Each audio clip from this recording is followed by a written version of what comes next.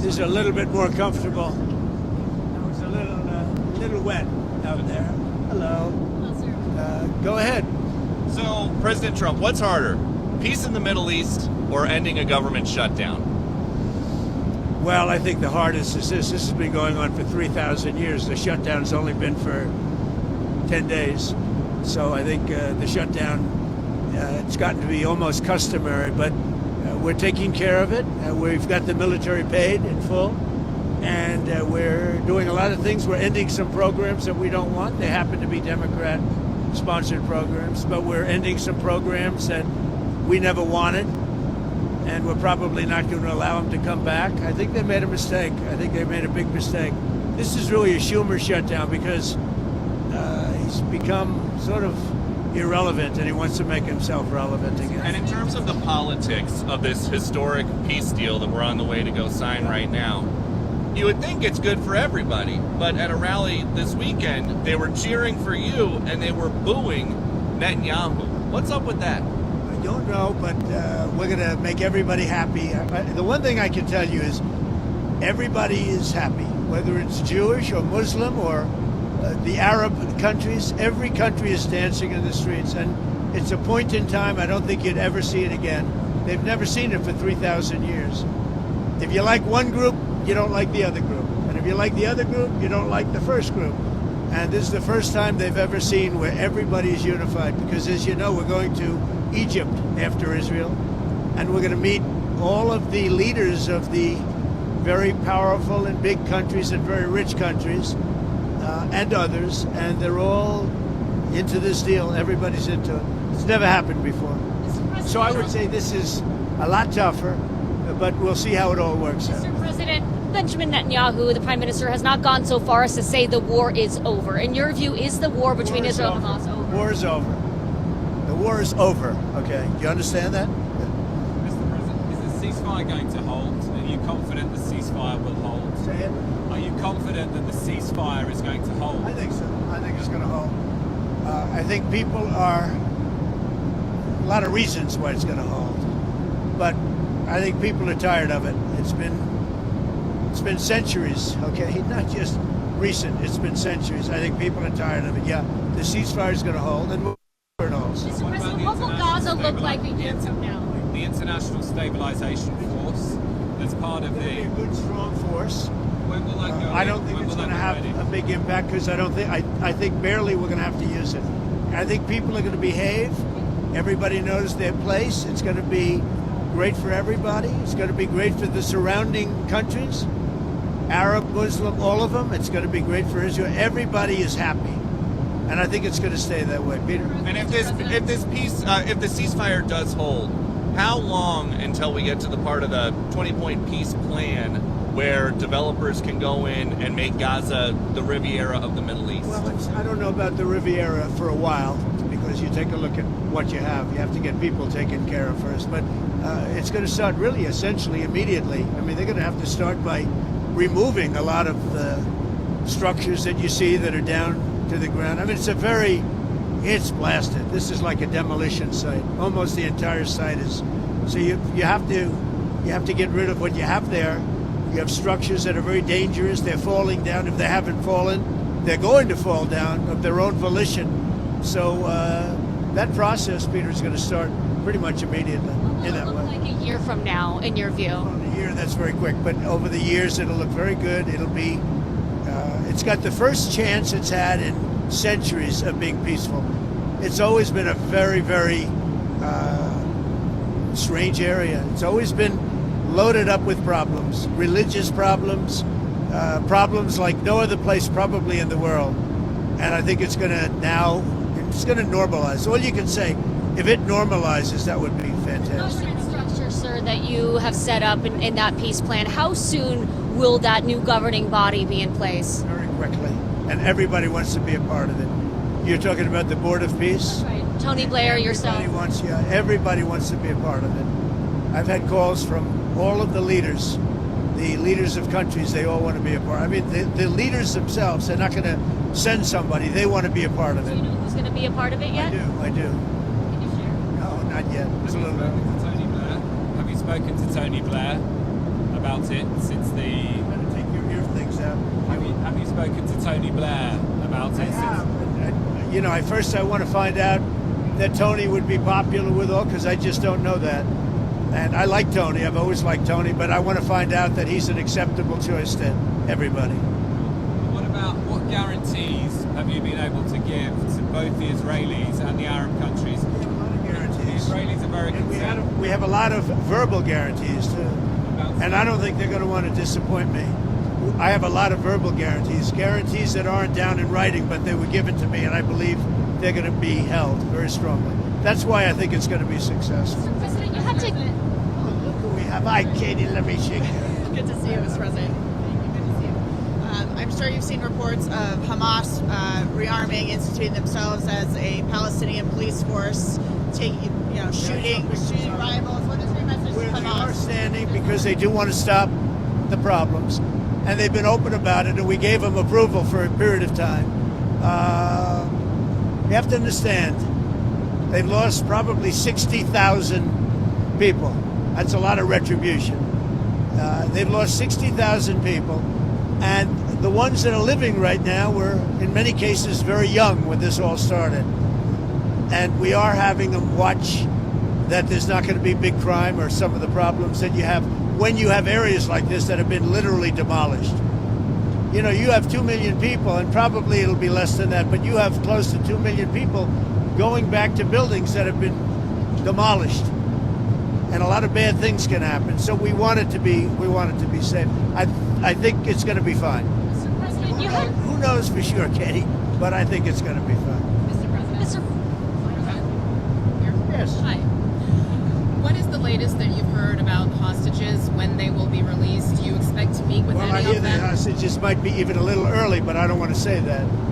So they have the hostages. I understand all 20, and we may get them out a little bit early. Getting them was amazing, actually, because we were involved, and they were in places that you don't want to know about. Deep. Some of the top Biden administration folks who were there, like Antony Blinken, seem to want some credit for the peace deal. Blinken says it's good that President Trump adopted and built on the plan that the Biden administration developed. What do you think about that? Everybody knows it's a joke. Look, they did such a bad job. This should have never happened. This wouldn't have even happened. That was weak leadership, terrible. And the same thing with Russia, Ukraine. If just a decent president, not a great president like me, not a great president. If a decent president was in, you wouldn't have had the Russia-Ukraine. And this is, I would say, even more so. This was bad policy by Biden and by Obama. Remember when Bibi came and he begged that you not do what they were doing with Iran? You remember that, right? Begged them. And they wouldn't even listen to him. Everything they did was the opposite what you should have done. And it's nice that they try and take a little credit.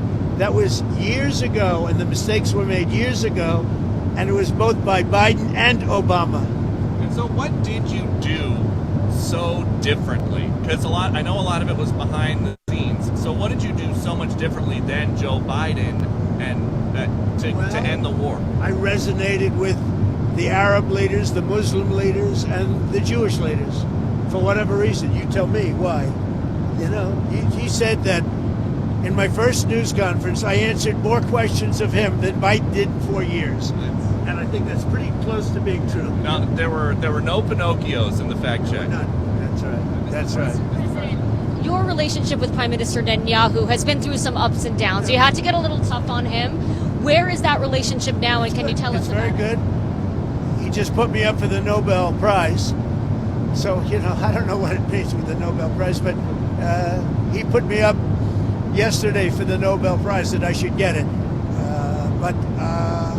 So, I mean, I think it's very good. Has he made commitments to you personally about moving forward to the next phase of peace? Look, let me tell you, he's a wartime president. He did a very good job.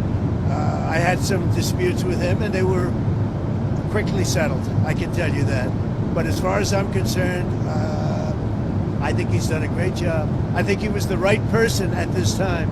You know, look, it's been It's been this way for centuries. You know, we're not talking about for 10 years, for 5. It's been this way for centuries. And he did a great job. And working with me, he was fantastic. Now, working with Biden, no good. They didn't get along, and they had the opposite, because Biden and Obama backed Iran. And just so when you talk about a thing like that, if you think they were backing Iran, when you back Iran, this wouldn't have worked. And had we not taken out the Iran nuclear facility and we made the same deal, it would have a really dark cloud over it, and you wouldn't have people dancing in the streets, Katie. You would have people saying, oh, my, you know, you're making a deal, but we have a guy over there with nuclear weapons all over the place. He's going to knock the hell out of us. If we didn't take out the Iran nuclear when we did, because in 2 months they would have had a nuclear weapon, this deal, even if it were done the exact same way, would have had a dark cloud over it. And now there's no dark clouds. There's nobody they have to worry about, Katie. Have you talked to the Qataris about their changing behavior in your first term? You talked about how they were funding terrorism. What are The they doing Qataris, differently? yeah. What are they doing differently in your eyes to make sure they're not Qataris funding really helped us with this deal. And the Emir is an amazing man who really helped us. You have to understand, his country is right in the middle of everything, more so than any other country, more so than UAE, where you have to fly an hour and a half to get there, more so than Saudi Arabia, where you have to fly an hour and a half to get there. His country, you walk across a line and you're there. So he's in the middle of this unbelievable hostile territory with people on all different sides of the, you know, of the opinion and the question. They were a tremendous help. Qatar was a tremendous help to getting this done. I hope people can realize that. Mr. President, And another it was very tough and very dangerous for Qatar. They were very brave, and their leader, the Emir, was very, very brave. And Qatar should start getting some credit. And you have to understand, they lived in the middle of everything. So they can't just be like, you couldn't do it, I could. Nobody could do it. Say what? Have they changed their behavior from 2017 when you accused them of funding terrorism? I don't know. In 2017, I didn't really know them very well. You know, 2017, that was at the very beginning of my term. As I got to know them, I got to understand them, and I got to realize that they are right in the middle of everything. Other countries are there, but they're an hour and a half away. A big difference. They're literally, you walk over from Iran to Qatar. You can walk it in 1 second. You go boom, boom, and now you're in Qatar. That's tough territory. I think Qatar was amazing the way they helped us. Mr. President, another world leader. There was a ceasefire that collapsed in March this year. There was a ceasefire earlier this year that collapsed in March. Do you think this could have been done then? This took a lot of pressure on both sides. But do you have any regrets? I see it, and I see it with Russia too. Sometimes you have to go through some pain before it all happens. I saw it with Turkey, and by the way, Turkey was fantastic too. President Erdogan was fantastic. He really helped a lot because he's very respected. He's got a very powerful nation. He's got a very, very powerful military, and he helped a lot, President Erdogan. UAE was great. You know, we mentioned Qatar, Saudi Arabia, the king, they were great. Indonesia was great. We had tremendous help. Jordan, the king, they were great. This is an amazing thing. Countries that, very diverse countries, some got along, some didn't, but for the most part, nobody got along with anybody, and they all came together, and they're all dancing in the streets, just like Israel. It's a unique point in time. You were talking about the ceasefire. That wouldn't have had that held. That wouldn't have happened back then. Why not? Both of your elections, the biggest issues were the economy and immigration. Now you're getting credit from Democrats and Republicans for this Middle East peace deal. Where does it fit? Where do you think it fits into your legacy? Well, look, this will be my 8th war that I've solved. And I hear there's a war now going between Pakistan and Afghanistan. I said, I'll have to wait till I get back. You know, I'm doing another one because I'm good at solving wars. I'm good at making peace. And it's an honor to do it. I saved millions of lives. Millions of lives. Now, in all fairness to the Nobel Committee, It was for 2024, and this was picked for 2024. But there are those that say you could make an exception because a lot of things happened during 25 that are done and complete and great. But I did this not for Nobel. I did this for saving lives. I mean, we've saved millions of lives. Think about India, Pakistan. Think about some of the wars that were going on for years. We had one going for 31, one going for 32, one going for 37 years, with millions of people being killed in every country. And I got every one of those done, for the most part, within a day. It's pretty good. One of the world leaders, sir, that you've What do you been... think you can take from these negotiations and this peace process into Moscow and try to end the Russia-Ukraine Well, I think what you can take is that never give up. Just never give up. You know, last week they killed over 7,000 soldiers, mostly soldiers, and a little bit more, frankly, Russian soldiers than Ukraine soldiers last week. But think of it, every week they're losing from 5,000 to 7,000 soldiers. It's ridiculous. And I thought that would be one of my easier ones. I mean, when you settle something that's been going on for 31 and 32 years, that's, in theory, a lot harder than setting, something that's been going on for 3 years. But this is a war going on for 3 years, should have never started. Frankly, I give Ukraine credit for doing so well. I mean, they're good fighters. They're very good fighters. I really think that President Putin would look great if he got this settled. And I think he's going to settle it, but we're going to see. And if he doesn't, it's not going to be good for him. It's not going to be Xi good. of China, you've been truthing about another world leader. You said not to worry about China, but he's been putting out some tough statements in regards to your tariffs, sir. Are you planning to speak with him? When's the last time you spoke? We're putting out tough statements because we are taking in hundreds of billions of dollars, not only from China, from other countries. We've become a wealthy country again, and the tariffs have given us diplomatic strength. They've given us negotiating strength. I settled a few of the wars just based on tariffs. I said, as an example, with India and with Pakistan, I said, if you guys want to fight a war and you have nuclear weapons, I'm going to put big tariffs on you both, like 100%, 150, and 200%. No, don't do that. I said, I'm putting tariffs. I had that thing settled in 24 hours. If I didn't have tariffs, you could have never settled that war. You do that better than anybody, McGee. First more tariffs on China. Are you considering Well, she walking asked that a lot of back? questions. Who are you with? Politico, Dasha Burns, sir. Dasha, Politico. Politico's gone bad. They've been so wrong about everything. Politico has been so wrong about everything. Let's get somebody else to ask some questions. You mind? Is that all right? Because Politico is fake news. Do you plan on meeting with Xi now when you go to Asia in a couple of weeks? Well, you saw the statement I put out that he had a bad day. And I think we're going to be fine with China. Look, I have a great relationship with President Xi. He's a very tough man. He's a very smart man. He's a great leader for their country. He's a great leader. And I have a great relationship with him. I think we'll get it set. I know what happened. I really understand what happened. And I'm not even saying he's wrong. But then we met him with something much tougher than what he did to us. Again, because of the tariffs, it's much tougher. Would you ever visit Gaza? What? Would you ever visit Gaza? I would. Yeah, I would. I'd be proud to. I see it. I mean, I know it so well without visiting, but I do see it. Yeah, I would actually. I'd like to do it. I'd like to put my feet on it at least. But I think it's going to be a great miracle over the coming decades.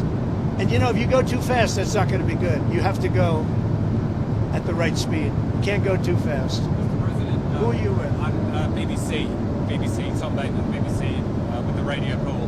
Nice accent. Thank you. When Steve Witkoff was in Hostages Square last night, he mentioned Prime Minister Netanyahu and the crowd booed. I wondered if you saw that, I did. what you made of that.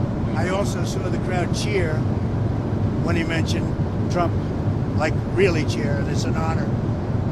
No, as I said, I think Bibi did a great job.